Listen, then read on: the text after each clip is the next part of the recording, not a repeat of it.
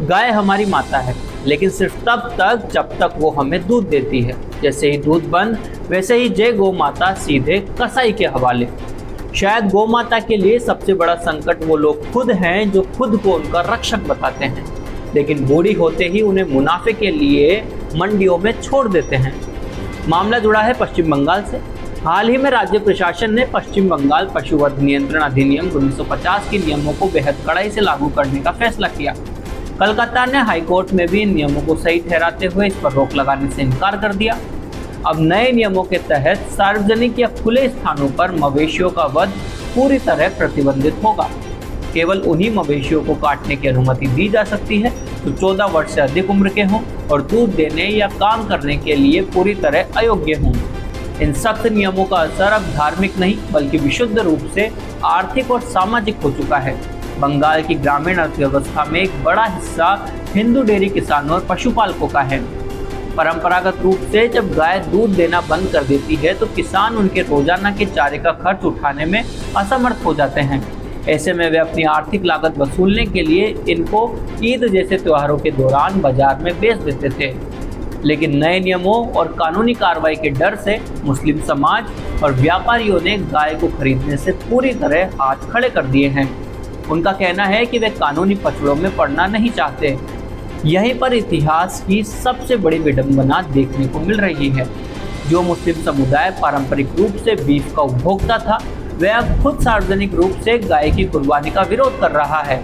वहीं दूसरी तरफ हिंदुत्व की राजनीति का पारंपरिक आधार रहे हिंदू डेयरी किसान आज हताशा में हैं और उम्मीद कर रहे हैं कि कोई उनकी गायों को खरीद ले ताकि वे भारी कर्ज और दिवालिया होने से बच सके।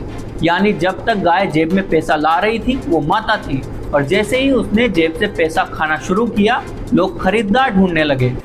इस पूरे नैरेटिव और आर्थिक संकट के बीच शंकराचार्य स्वामी अभिमुक्तेश्वरानंद जी ने एक बड़ा कदम उठाया है। उत्तर प्रदेश के सुल्तानपुर में अपनी गो प्रतिष्ठा आंदोलन यात्रा के दौरान उन्होंने इस मुद्दे पर खुलकर अपनी बात कही। उन्होंने कड़े शब्दों में कहा, जो हिंदू चंद रुपयों के लालच में अपनी बूढ़ी गाय को कसाईयों के हाथों में दे देते हैं, उन्हें खुद को सनातनी या हिंदू कहने का कोई अधिकार नहीं है। गाय की हत्या का पाप सबसे पहले उस पर लगता है जो उसे बेचता है। इस समस्या के व्यावहारिक समाधान के लिए उन्होंने एक डिजिटल प्लेटफॉर्म की घोषणा की है जिसका नाम है GoLX। ये बिल्कुल प्रसिद्ध ई-कॉमर्स वेबसाइट OLX की तर्ज पर काम करता है। शंकराचार्य जी के अनुसार देश के किसी भी हिस्से, चाहे बंगाल हो या केरल में, यदि कोई हिंदू अपनी अनुपयोगी गाय को बेचना चाहता है तो वो GoLX वेबसाइट पर उसका विज्ञापन डाल सकता है।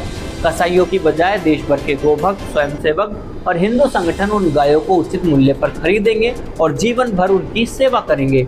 शंकराचार्य स्वामी अभिमुक्तेश्वरानंद के इस GoLX के विचार ने अब गेंद उन लोगों के पाले में डाल दी है जो आर्थिक लाचारी का बहाना बनाकर मवेशियों को मंडियों में छोड़ देते थे। अब देखना ये दिलचस्प होगा कि बंगाल और देश के बाकी हिस्सों के किसान इस विकल्प को कितना अपनाते हैं। क्या वाकई गौ माता को व्यापार से अलग कर एक पूजनीय स्थान मिल पाता है या नहीं? इस पूरे घटनाक्रम में आपकी क्या राय है, आप हमें कमेंट सेक्शन में जरूर बताएं और ऐसी अपडेट्स के लिए बने रहें BBC राजस्थान के साथ।